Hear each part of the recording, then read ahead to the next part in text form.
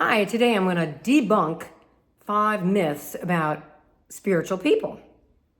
My whole book, hi, I'm Marian Massie.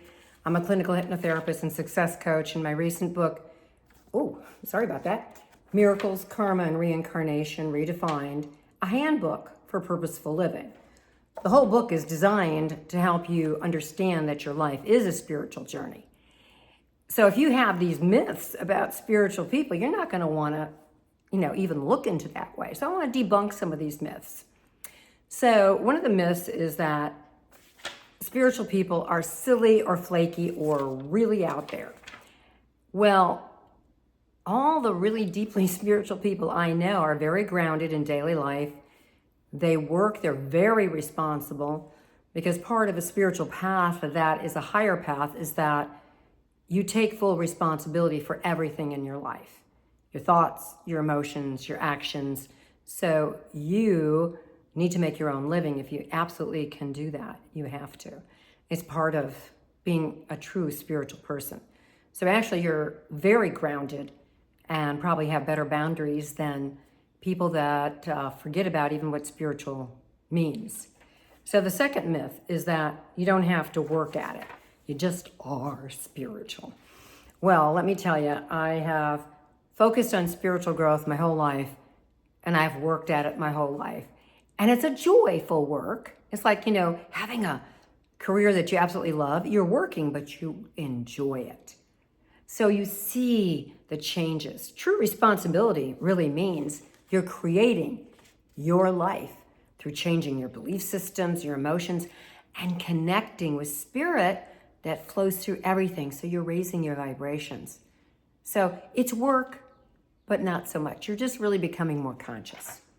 Third debunk is that life is easy because you're tuned into spirit.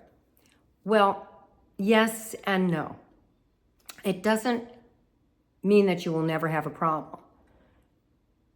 In my belief about spirit and becoming more aware and connected with spirit, you're going to have to face the choices that you made in this life and in past lives. That's karma. And when you grow spiritually, some of that karma becomes due. And it can be tough. But as you connect and stay connected to spirit, it gives you possible methods and help and ways to kind of reduce some of that karma. So if you can, get a spiritual practice that can help you through that. And things even out at different times too. Everything is not always hard, just as everything isn't always easy. We're in a reality of duality, which means if there's a high, there's a low. But it isn't always easy and it isn't always hard. But it is always, what I have found, incredibly rewarding. Okay, the fourth one is that if you are a spiritual person, you're going to be separate from society. That could not be further from the truth. The more spiritual I become, the more I want to be around people. I want to be in life. I want to enjoy life. I've gone from somebody who, as a child, extremely scared of people, and if people would know that now, they go, you got to be kidding, because I'm not scared of people at all. I've evolved, and I love being around people, and I love being in society. So I believe that is a myth that we're going to debunk. And I've met other spiritual people that the more they're growing themselves spiritually, the more they can handle life and be in life and not separate from it. And that the fifth one is that spiritual people are very serious. Well, I don't know how spiritual I am. I try. But, I'm just a wackadoodle. I laugh a lot, and I think that's part of being spiritual, is joy. Laughter opens your heart. And I'm just naturally a happy person. And the people that I've met that are spiritual, they are happy, they're joyful, and they're so far from serious, it's ridiculous.